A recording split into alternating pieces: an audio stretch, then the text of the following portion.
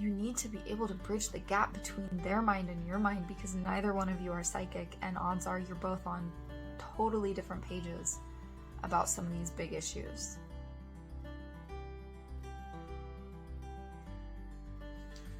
What's up, guys? Time for another letter from the past. In this one, it was written April 22nd, 2019. During this time in my life, I was in an open relationship. It kind of like went borderline polyamorous for like a hot minute. And so that's what I'm focusing on here, is my relationship with the other woman and how I feel about her in terms of where we fit in the hierarchy of dealing with this man. Think about this in terms of if your significant other has somebody that they're really close and flirty to that makes you feel uncomfortable, or if one of their exes keeps coming around and is still in the picture. So try to reframe it in your mind in whichever way that it's applicable for you, that you can find something helpful in this. She still craves his attention, races to be by his side, and can't keep her hands off him. It really bothered me, but I also laughed at it because he's not gonna ever choose her. And it doesn't matter anyway, because he could choose anyone else that I don't even know at any moment. And really, I shouldn't be worried about that. What makes me need to think that I actually should be worried? He spends so much time with me by choice. He seeks me out. He holds me by his side most nights. He wants to get professional help so he can move forward with me. Me. I'm beautiful.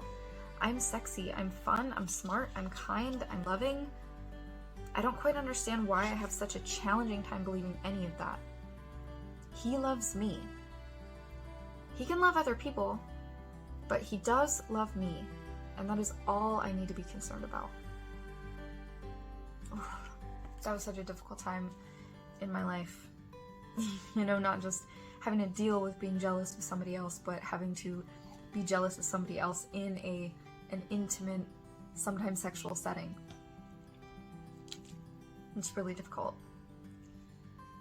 And while I thoroughly believe in and encourage the exploration of open relationships, polyamory, and anything non-monogamous, it takes a lot of communication, and it takes a lot of self-awareness. And the fucking crazy thing is, like, that is not just the requirement for a successful polyamorous relationship, that is the requirement for a successful monogamous relationship. And so many monogamous relationships don't even have good communication. So imagine throwing another layer on top of that. But if you can learn anything from this, your feelings are valid, your emotions are valid, and they're trying to tell you something. They're trying to point out where things are great and where things are not great. And you should listen to them. And not just listen to them, you should talk through them. Talk through them with your partner.